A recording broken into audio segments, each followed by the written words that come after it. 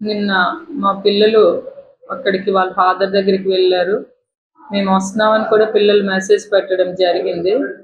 మరి ఏం జరుగుతుందో తెలియదు. పలాసలకు కూడా ఒకసారి వెళ్ళారు వాళ్ళ ఫాదర్ కలడానికి. ఎందుకంటే పిల్లలకి మంచి అటాచ్మెంట్ వాళ్ళ ఫాదర్తోని. ఆయన ఏం జరిగిందో, ఎవరి ట్రాప్లో పడిపోయారో, ఏం జరిగిందో తెలీదు. మా ఫ్యామిలీ ఈరోజు రోడ్డు మీద పడవలసిన పొజిషన్ వచ్చింది. అధిష్టానం దృష్టిలో కూడా నేను పెట్టడం జరిగింది. సర్దుబాటు చేయాలని ఒక ఆలోచనతో చెప్పడం జరిగింది.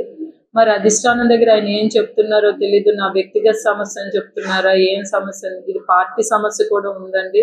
ఇక్కడ క్యాడర్ కూడా సఫర్ అవుతున్నారు. ఎందుకనంటే ఇల్లీగల్ అఫైర్స్ పార్టీ కూడా బాగా డ్యామేజ్ అవుతుంది. ఇక్కడ చాలా దారుణంగా ఉంది. ముందు కూడా నేను సీఎం గారి దృష్టిలోనే, అధిష్టానం దృష్టిలో కూడా, పెద్దల దృష్టిలో కూడా పెట్టడం చెప్పాను. ఎందుకైనా సర్దుకుంటారని ఒక ఆలోచనతో చెప్పాను. ఆవిడ చాలా వర్స్ట్ లేడీ అండి. ఆవిడకి చాలా మందితో ఇల్లీగల్ అఫైర్స్ ఉన్నాయి.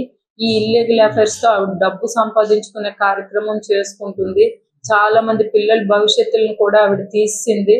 చాలా మంది కోలాటము, డాన్స్ అని పేరు పెట్టుకొని ఇంటిలోన ఈ బయటికి డాన్స్ అని పెట్టి ఇంటిలోన చాలా తప్పుడు కార్యక్రమాలు చేస్తుంది. డాన్సులు చెప్తూ లేడీస్ ని చాలా మంది ట్రాప్ చేస్తారని. నేను ఒక భరతనాట్యం డాన్స్ టీచర్ని. భరతనాట్యం చెప్తాను, చాలా మంది వేల మంది పిల్లలకు చెప్పాను. కోలాటం చెప్తాను, చాలా మంది లేడీస్ చెప్పాను. అందరూ టెక్కల్లో ఉన్న చాలా పెద్ద పెద్ద లేడీస్ అందరూ నా దగ్గరికి వస్తారు. ఇండైరెక్ట్ గా ఆవిడ ఆ లేడీస్ అందరినీ కూడా కామెంట్ చేసింది. ఆ వీడియో ఎవరో మీరు పెట్టారు, ఇందాక నేను చూసాను ఒక లింక్. ఆ వీడియోలో చాలా మంది లేడీస్ ని స్కూల్ కి పిలిపించి ఆ పేరుతో ట్రాప్ చేసి వీడియోస్ అవి పెడతారని అవి కూడా పెట్టారు. సో మీరు కూడా ఏదైనా చెప్పినప్పుడు, ఒక ఎలిగేషన్ చేసినప్పుడు లేడీస్ మీద అంత వేగంగా ఎవరో చెప్పగానే అలా ఎలిగేషన్ చేసేస్తే దానివల్ల మా ఇంట్లోకి చేరింది ఇప్పుడు ఆవిడ. మరి ఏం జరిగిందో, ఎలా జరిగిందో తెలియదు. అక్కడికి చేరింది. అక్కడికి చేరడం వల్ల మేము ఇబ్బంది అవుతున్నాము. ఇన్నాళ్ళు ఏ ఎఫ్ఐఆర్ ఉందో ఏటుందో మేము ఆయన గొడవలు పడుతున్నప్పటికీ మేము ఆయన వాళ్ళ పేరెంట్స్ దగ్గర పలాసలో ఉండడం జరిగింది. ఎలక్షన్ ముందు ఆయన ఇక్కడికి రావడం జరిగింది. ఇక్కడ అప్పటి నుండి ఇక్కడే ఆవిడ ఉంటుంది అనేది మేము వింటున్నాము. ఆవిడ ఏంటంటే వీడియోలు తీసి పెట్టడం, చాలా తప్పుడుగా బిహేవ్ చేయడం. ఇప్పటికే ఆవిడకి నాకు తెలిసి 2-3 మ్యారేజెస్ కూడా అయ్యాయి. అలానే ఆవిడ ఇల్లీగల్ అఫైర్సే కాకుండా ఆవిడ వృత్తే అది. చాలా దారుణంగా దాని మీద పబ్బం గడుపుకొని డబ్బులు గడించుకునే తత్వం ఆవిడ. కాబట్టి మేము పిల్లలు మేము కూడా ఇమీడియట్ గా అలాంటి పనులు ఇక్కడ చేస్తే మా లైఫ్ డ్యామేజ్ అవుతాయని ఒక ఆలోచనతోనే పిల్లలు నేను వెళ్ళి అక్కడ వాళ్ళ ఫాదర్ తో మాట్లాడదామని చెప్పడం జరిగింది. అయినా ఆయన బయటికి రాకుండా లోపల ఉండిపోయి పిల్లలకు రోడ్డు మీద పెట్టడం జరిగిందండి. మరి వాళ్ళ పిల్లలు అంటున్నారు ఎవరో ఆర్టీవీ నాయుడు గారు. నాకు కూడా 3 ఆడపిల్లలు ఉన్నారండి. ఇంకా చిన్న పిల్లలు భూమిలో ఉన్నారు నా పిల్లలు. వాళ్ళ పిల్లలు అట్లీస్ట్ సెటిల్ అయ్యారు మెడికల్. ఒక అమ్మాయి చదువుకుని మ్యారేజ్ అయింది, ఇంకో అమ్మాయి అట్లీస్ట్ డెంటల్ చేసింది. నా పసి పిల్ల 4 సంవత్సరాల కూతురు, ఇంకొక అమ్మాయి 9 years అమ్మాయి, ఇంకో అమ్మాయి 8 years అమ్మాయి. వాళ్ళు మీ వీడియోస్ చూసి ఎలా రియాక్ట్ అవుతారు అనుకుంటున్నారు? ఎవరికి ఇష్టం వచ్చినట్టు వాళ్ళు పెడుతున్నారు వీడియోస్. ఏవి తెలుసుకోరా? అంటే ఎవరైనా ఒకరు వచ్చి కామెంట్ చేసి ఏదైనా ఎలిగేషన్, ఫాల్స్ ఎలిగేషన్స్ చెప్తే ఆవిడ చెప్పినవన్నీ నిజాలు అయిపోతాయా? అవన్నీ నిజాలా? అట్లీస్ట్ కనుక్కోవాలి కదా. అట్లీస్ట్ అందరూ డెప్త్ ఏంటో తెలుసుకొని మీరు అందరూ పెట్టాలి.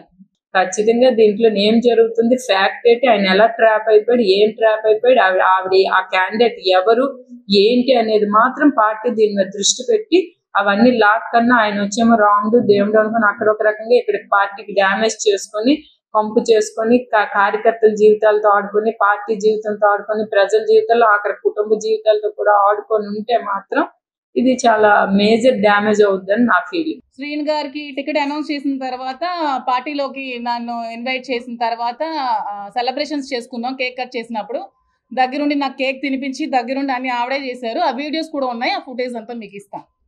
తర్వాత మా ఇద్దరం సరదాగా ఉండి సెల్ఫీలు తీసుకున్నప్పుడు ఫోటోలు ఇంకా చాలా ఉన్నాయి. ఈ వీడియోస్ కూడా మీకు అన్ని సబ్మిట్ చేస్తాం.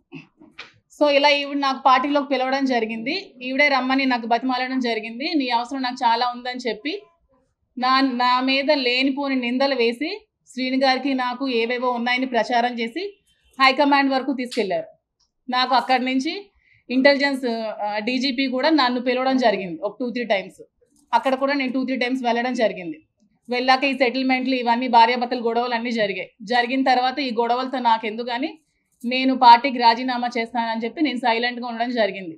ఆ రోజు నుంచి నేను మహిళా అధ్యక్షురాలుగా ఉండనని చెప్పి నేను రిజిగ్నేషన్ లెటర్ కూడా ఇచ్చాను. కానీ ఏ రోజు కూడా నేను పార్టీ కోసం వర్క్ చేయడం మానలేదు. ఎలక్షన్ ముందు వరకు కూడా నేను చాలా కష్టపడి